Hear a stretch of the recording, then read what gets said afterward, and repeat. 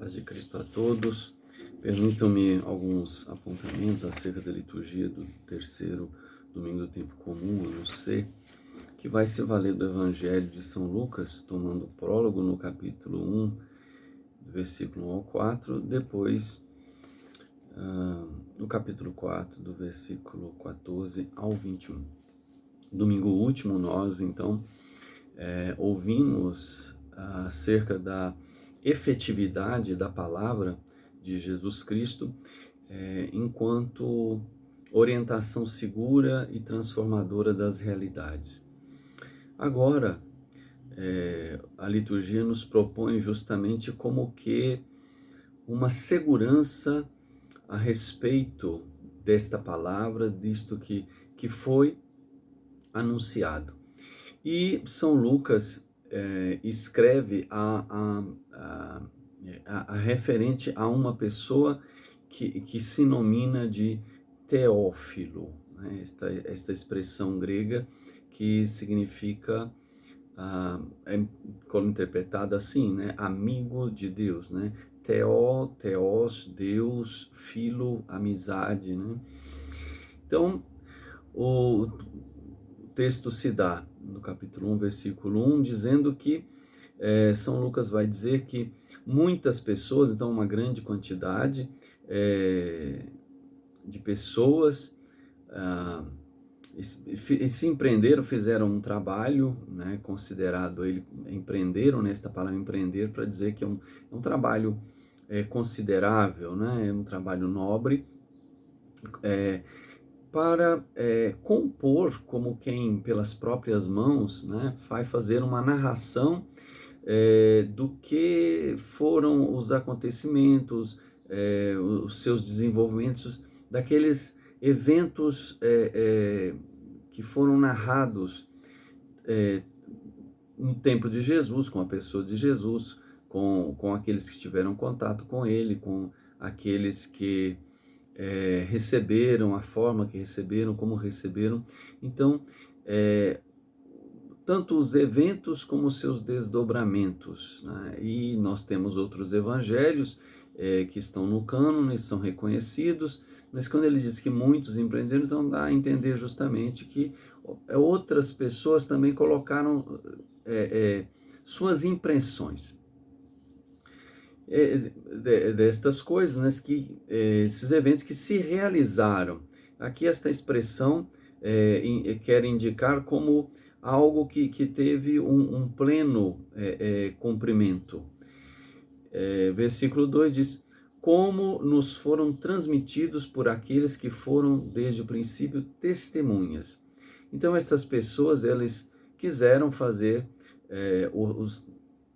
narrar os acontecimentos, narrar os fatos, né, com suas impressões, como que foram desde o princípio, né? Ou seja, como uma origem fundante, essas pessoas, essas testemunhas.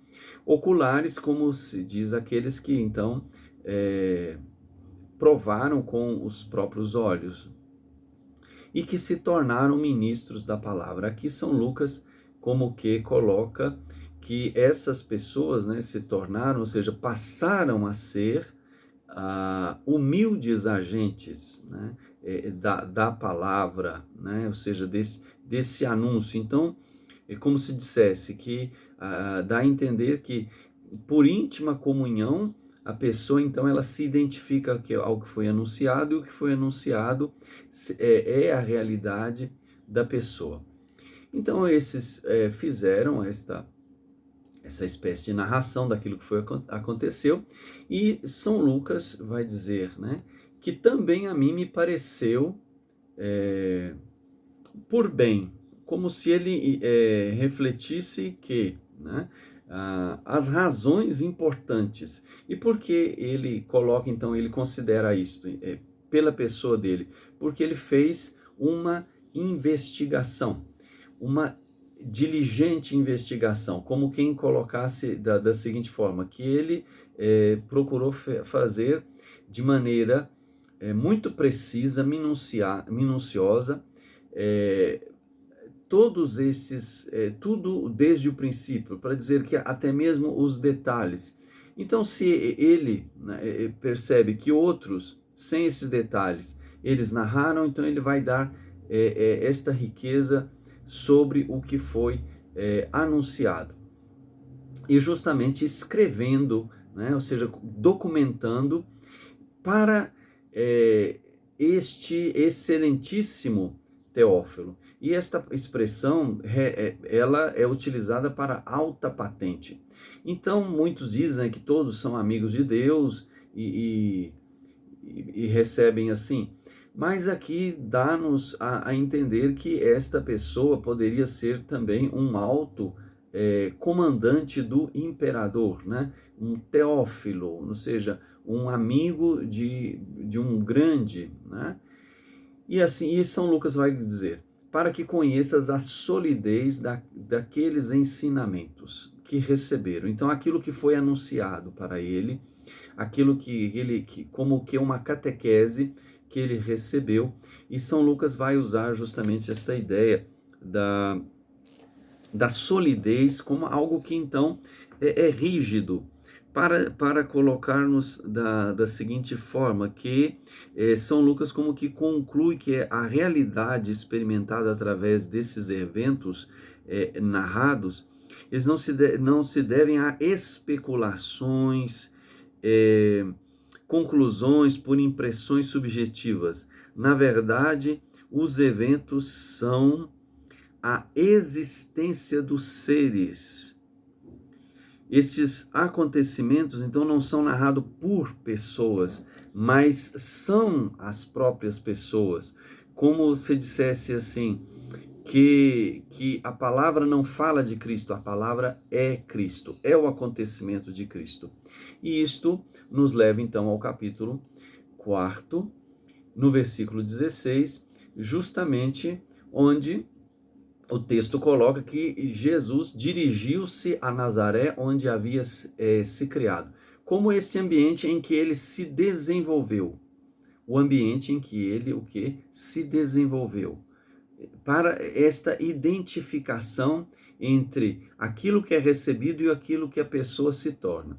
Ele entra na sinagoga no dia de sábado, como era o costume, para dizer justamente isto, né? Que a vida da pessoa, ela se traduz, e o costume traduz a pessoa.